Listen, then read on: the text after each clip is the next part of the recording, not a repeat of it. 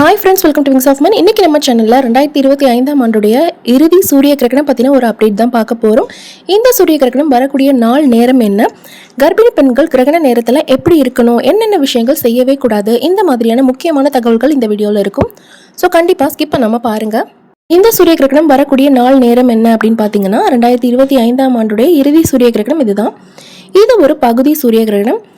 சரியா செப்டம்பர் 21 இரவு 10:59 தொடங்கி மறுநாள், அதாவது செப்டம்பர் 22 அதிகாலை 3:23 முடிவடையுது. இந்த கிரகணம் பார்த்தீங்கன்னா உச்சக்கட்ட நிலையில எப்போ இருக்கும் அப்படின்னா 1:11 இந்த நேரத்தில் தான் இந்த கிரகணம் ரொம்பவே அதிக பவர்ஃபுல்லாக இருக்கும். பீக் ஸ்டேஜ்னு சொல்லுவோம் இல்லையா, உச்சக்கட்ட நிலையில இருக்கும். இந்த கிரகணம் தொடர்ந்து 4 மணி நேரம் 24 நிமிடங்களுக்கு நீடிக்கும். இந்த கிரகணத்தை இந்திய மக்களால் பார்க்க முடியாது. நமக்கு இந்த கிரகணம் நிகழக்கூடிய நேரம் பார்த்திங்கன்னா இரவு நேரம். சூரிய கிரகணம் அப்படிங்கிறதுனால இரவு நேரத்தில் வரும்பொழுது நம்மளால் அந்த கிரகணத்தை பார்க்க முடியாது. பட் உலக அளவில் இந்த சூரிய கிரகணம் வரப்போகிறது உண்மைதான் இல்லையா? அதனால் கர்ப்பிணிகளாக இருக்கும் பட்சத்தில் சில விஷயங்களை நம்ம கண்டிப்பாக ஃபாலோ பண்ணணும். கிரகணம் அப்படின்னாலே நமக்கு முதல்ல ஞாபகம் வர்றது கதிர்வீச்சுகள் தான். பொதுவாகவே கிரகண நேரத்தில் கதிர்வீச்சுகள் ரொம்ப அதிகமாக இருக்கும். சந்திர கிரகணத்தை விட சூரிய கிரகணத்தில் கதிர்வீச்சுகள் பார்த்திங்கன்னா ரொம்ப பவர்ஃபுல்லாக இருக்கும். நம்ம செய்யக்கூடாத விஷயங்கள் என்னென்ன, கர்ப்பிணிகளாக இருக்கும்போது முக்கியமாக இந்த விஷயங்களெல்லாம் நீங்கள் செய்யக்கூடாது. என்னென்ன அப்படிங்கிறத பார்க்கலாம். ஃபர்ஸ்ட், நம்ம தேவையில்லாமல் வெளியே போகக்கூடாது. நான் ஆல்ரெடி சொல்லியிருந்தேன், கதிர்வீச்சுகள் ரொம்பவே வீரியமிக்கதாக இருக்கும். முக்கியமாக நமக்கு அன்றைக்கி டெலிவரி டேட் கொடுத்துருக்காங்க, வாட்டர் பிரேக் ஆகிடுச்சு, டாக்டர் பார்க்கணும், எமர்ஜென்சியாக நம்ம பார்க்கணும் அப்படின்னா நம்ம வெளியே போகிறதுல தப்பில்லை. இதை தவிர நம்ம அவுட்டிங் போகிறேன், ஷாப்பிங் போகிறேன், பீச்சுக்கு போகிறேன் அப்படின்னு சொல்லிட்டு நம்ம அந்த நேரத்தில் வெளியே சுற்றக்கூடாது. குறிப்பாக இந்த டைம் பார்த்திங்கன்னா நமக்கு தூங்குற நேரம் தான் 10:59, சரியாக 11 மணி நேரலேருந்து 3:30 வரைக்கும்னு வச்சுக்கோங்களேன். அந்த குறிப்பிட்ட நேரம் நம்ம தூங்கக்கூடிய நேரம் தான் இல்லையா? அதனால் கண்டிப்பாக நம்மளால் வீட்டுக்குள்ளே இருக்க முடியும். ஸோ அந்த டைமில் நீங்கள் வெளியே போகாமல் வீட்டுக்குள்ளே சேஃபாக இருக்கிறது நல்லது. இதை தவிர்த்து நம்ம செய்ய வேண்டிய முக்கியமான விஷயம், நம்ம சாப்பிடக்கூடிய உணவில் கவனமாக இருக்கணும். நிறைய பேர் சாப்பிடவே கூடாது அப்படின்னு சொல்லுவாங்க. அதெல்லாம் கிடையாது. நமக்கு கிரகண நேரத்தில் டைஜஷன் ரொம்ப ஸ்லோவாக இருக்கும். அதனால நம்ம சாப்பிடக்கூடிய உணவை லைட்டாக எடுத்துக்கணும். இட்லி, இடியாப்பம் இதை போல் லைட்டான ஃபுட்டாக எடுத்துக்கணும். அந்த நேரத்தில் நமக்கு சேராத உணவு எதுவுமே நம்ம சாப்பிடக்கூடாது. நார்மலாக நமக்கு பருப்பு சாப்பிட்டா சிலருக்கு ஒத்துக்காது, பால் குடித்தா ஒத்துக்காது, இறால் சாப்பிட்டா ஒத்துக்காது, இந்த மாதிரிலாம் ஒத்துக்காத உணவுகள் இருக்குல்ல, அதை அந்த டைமில் சாப்பிடக்கூடாது. கடை உணவுகளை கண்டிப்பாக தவிர்க்கணும். நான்வெஜ் ஐட்டம் வேண்டாம், எண்ணெயில் பொரிச்ச ஐட்டம் வேண்டாம். அதே போல் நமக்கு ஆல்ரெடி சொல்லியிருந்தோம் இல்லையா, சேராத உணவுகள் எதுவுமே எடுத்துக்கக்கூடாது. இதை மட்டும் நீங்கள் அவாய்ட் பண்ணிட்டீங்க அப்படின்னா நம்ம எந்த இஷ்யூஸும் வராமல் பார்த்துக்கலாம். நிறைய பேர் சொல்லுவாங்க, கிரகண நேரத்தில் நான் சாப்பிட்டேன், நான் நிறைய வாமிட் பண்ணிட்டேன், வயிறு உப்பலாகவே இருந்துச்சு, அதனால் நீங்கள் கிரகண நேரத்தில் சாப்பிடாதீங்க அப்படின்னு.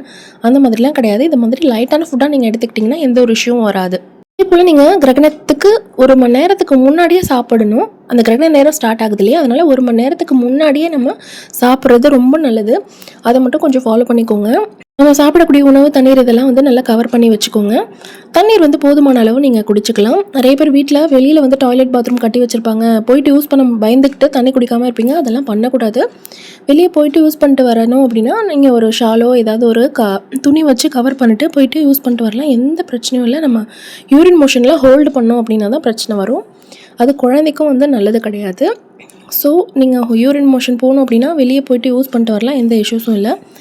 மொபைல், லேப்டாப் யூஸ் பண்ணுறதை பொறுத்த வரைக்கும் லிமிட்டட் தான் ப்ரெக்னென்சியில். அதே போல் இந்த கிரகண நேரத்துலையும் ரொம்ப லிமிட்டடாக தான் யூஸ் பண்ணணும். உங்களுக்கு ஏதாவது முக்கியமான கால் வந்துச்சுன்னா யூஸ் பண்ணுங்கள். லேப்டாப்பை பொறுத்த வரைக்கும் சார்ஜ் போட்டுட்டு மடியில் வச்சு யூஸ் பண்ணுறது ரொம்ப ரொம்ப தப்பு. அது பண்ணாதீங்க. மொபைலும் சார்ஜ் போட்டு யூஸ் பண்ணக்கூடாது. ஷார்ப்பான பொருட்களை ஹேண்டில் பண்ணக்கூடாது. எம்ப்ராய்டிங் பண்ணுறது, ஸ்டிச்சிங்கு, ஏதாச்சும் கட் பண்ணுறது, துணி கட் பண்ணுறது, பேப்பர் கட் பண்ணுறது, அப்புறம் நெயில் கட் பண்ணுறது கூட பண்ணாதீங்க. ஊசி நூல் கோக்குறதெல்லாம் பண்ணக்கூடாது. ஏன் பண்ணக்கூடாது அப்படின்னா, அந்த கிரகண நேரத்தில் பார்த்திங்கன்னா உலக்கையை நிறுத்தி வச்சோம் அப்படின்னா செங்குத்தாக நிற்கும். கிரகணம் முடிகிற வரைக்கும் அப்படியே தான் நிற்கும். கிரகணம் முடிஞ்சதும் டக்குனு கீழே விழுந்துடும். அந்தளவுக்கு பயங்கரமான டிஃப்ரென்ஸ் இருக்கும் புவியீர்ப்பு சக்தியில். தவறுதல் நம்ம கை கட் பண்ணிப்போம் அப்படிங்கிறதுனால தான் இந்த ஷார்ப்பான பொருட்கள்லாம் யூஸ் பண்ணாதீங்க அப்படின்னு சொல்லுவாங்க. வீட்டில் ஹெல்ப்புக்கு யாரும் இல்லை, நான் தான் சமைக்கணும், நான் சமைக்கலாமான்னு கேட்டிங்கன்னா தாராளமாக சமைக்கலாம். நமக்கு இந்த கிரகணம் பார்த்திங்கன்னா 11 மணி வாக்கில் தான் நடக்குது இரவு. அதனால் முன்னாடியே நம்ம சமைக்கிற வேலை, சாப்பிட்ற வேலை எல்லாத்தையும் முடிச்சிட்டோம் அப்படின்னா நமக்கு கிச்சன் போகணுன்னு அவசியம் இல்லை இல்லையா? உங்களுக்கு கிரகண நேரத்தில் பசிக்கணும்னா முன்னாடியே அதுக்கான ஃப்ரூட்ஸ் எல்லாம் கட் பண்ணி வச்சுக்கோங்க. தூங்கலாமான்னு ஒரு சிஸ்டர் கேட்டிருந்தாங்க. தாராளமாக தூங்கலாம், எந்த இஷ்யூஸும் இல்லை. இன்னொரு சிஸ்டர் கூட கேட்டிருந்தாங்க, நான் தூங்கும் போது கை கால் அசைக்கலாமா சிஸ்டர், அப்படியே படுத்துருக்கணும்னு வீட்டில் சொல்கிறாங்க, கை கால் கூட நகர்த்தாமல் திரும்பி கூட படுக்கக்கூடாது அப்படின்னுலாம் சொல்கிறாங்க. அந்த மாதிரி உண்மையா அப்படின்னு கேட்குறீங்க. அப்படியெல்லாம் கிடையாது. நார்மலாக டெய்லியும் நீங்கள் எப்படி தூங்குவீங்க, ப்ரெக்னென்சியில் சொல்கிற விஷயமே லெஃப்ட் சைட் படுத்து தூங்குறது தான். மேக்ஸிமம் வந்து லெஃப்ட் சைட் படுங்க. உங்களுக்கு ரைட் சைட் படுக்கணும் அப்படின்னு தோணுனா ரைட் சைட் படுங்க. அப்படியே ரோல் பண்ணி உருண்டு வரக்கூடாது. எந்திரிச்சு உட்காந்து திரும்பி படுக்கணும். இது ப்ரெக்னென்சியில் நம்ம ஃபாலோ பண்ணுறது. கிரகண நேரத்துலையும் நீங்கள் அதே ஃபாலோ பண்ணிக்கலாம். அதுக்காக கை காலெல்லாம் அப்படியே ஒட்டி வச்ச மாதிரி படுக்கணும், திரும்பக்கூடாது, புரளக்கூடாது அப்படின்லாம் எதுவும் கிடையாது. நார்மலாக நிம்மதியாக தூங்கலாம். தூங்குறது ரொம்பவே பெஸ்ட்டு. முழிச்சிட்டு இருந்தோன்னே தான் நமக்கு ஏதாவது ஆகுமா, குழந்தைக்கு ஏதாவது ஆகுமா, இப்படின்னு தேவையில்லாத எண்ணங்கள், பயம் வரும். ஸோ தூங்குறது பெஸ்ட்டு தான். தூக்கமே வரல அப்படின்னா பிடிச்ச புத்தகம் படிங்க, உங்களுக்கு பிடிச்ச இசையை கேட்கலாம், பிடிச்ச தெய்வத்தை வழிபடலாம். இந்த மாதிரி பண்ணும்போது நம்மளை சுற்றி இருக்கக்கூடிய அந்த நெகட்டிவ் வைப்ரேஷன்லாம் போய் நல்ல ஒரு பாசிட்டிவான மைண்ட் வந்து காம் ஆகிடும். ஆட்டோமேட்டிக்காக தூக்கம் வந்துடும்.